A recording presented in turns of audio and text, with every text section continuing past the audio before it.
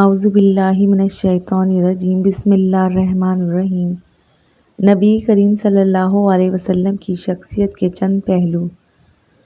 آپ صلی اللہ علیہ وسلم اٹھتے بیٹھتے اللہ کا ذکر فرماتے تھے۔ آپ صلی اللہ علیہ وسلم نے کبھی کسی سے اپنی ذات کے لیے انتقام نہیں لیا سوائے اس کے کہ جب اللہ کے احکامات کو توڑے جاتے تھے۔ آپ صلی اللہ علیہ وسلم سب لوگوں سے زیادہ خوبصورت، سب سے زیادہ سخی اور سب سے زیادہ بہادر تھے۔ آپ صلی اللہ علیہ وسلم ہمیشہ مشکلات کا سامنا کرنے کے لیے سب سے پہل کرتے اور ثابت قدمی کا مظاہرہ فرماتے۔ آپ صلی اللہ علیہ وسلم ہمیشہ تکبر اور فخر سے دور رہتے تھے۔ آپ صلی اللہ علیہ وسلم قرابت داروں کا حق ادا کرتے اور بے سہاروں کا بوجھ اٹھاتے تھے۔ آپ صلی اللہ علیہ وسلم مہمانوں کی میزبانی کرتے تھے اور راہ حق میں پیش آنے والی مشکلات پر لوگوں کی مدد فرمایا کرتے تھے۔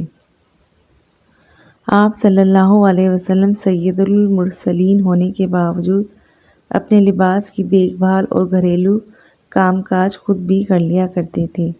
آپ صلی اللہ علیہ وسلم ضرورت کے مطابق گفتگو فرمایا کرتے تھے۔ آپ صلی اللہ علیہ وسلم ہمیشہ وہی بات فرماتے تھے جس پر اجر و ثواب کی امید ہوتی۔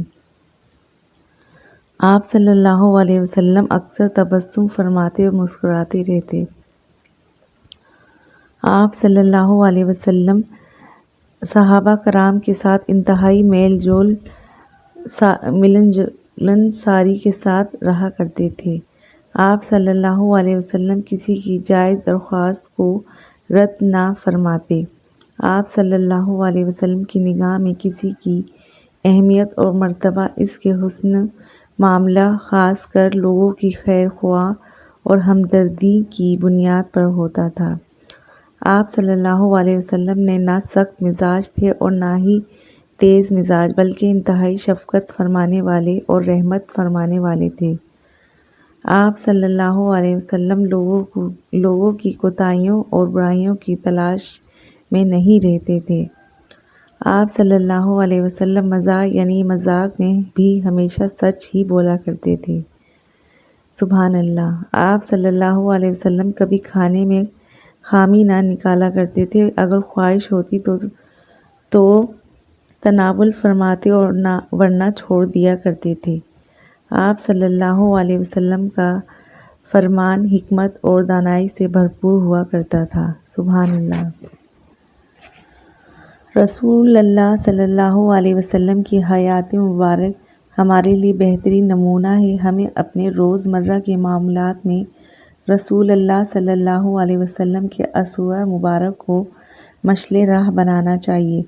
رسول اللہ صلی اللہ علیہ وسلم کی اتباع اللہ کی محبت اور مغفرت کے حصول کا ذریعہ ہے، لہٰذا ہمیں آپ صلی اللہ علیہ وسلم کی کامل اتباع کرنی چاہیے۔ نبی کریم صلی اللہ علیہ وسلم کی اتباع کرتے ہوئے ہمیں اچھے اخلاق کو سیکھنا اور اپنانا چاہیے۔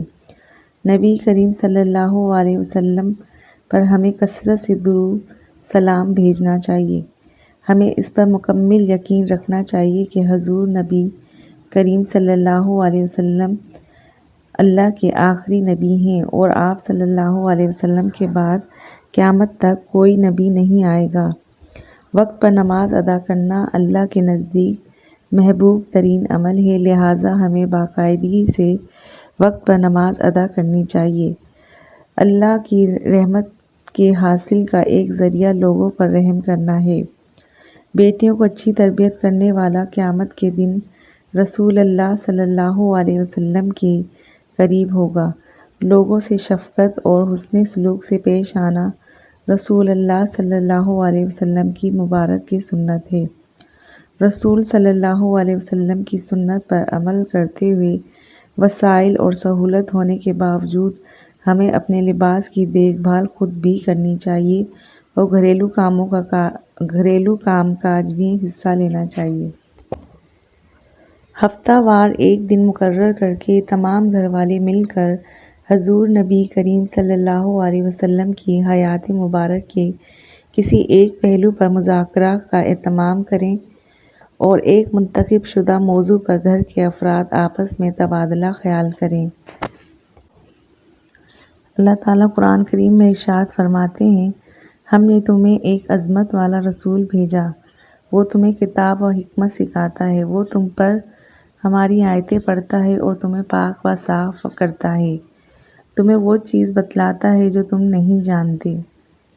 آپ صلی اللہ علیہ وسلم پر ایمان لائیں، آپ صلی اللہ علیہ وسلم سے محبت کرتے ہوئے آپ صلی اللہ علیہ وسلم کی تعظیم و توقیر بجا لائیں، آپ صلی اللہ علیہ وسلم کی دین کی مدد کریں، آپ صلی اللہ علیہ وسلم پر نازل ہونے والے نور قرآن حکیم کی اتباع کریں اور اس پر ثابت قدم رہیں۔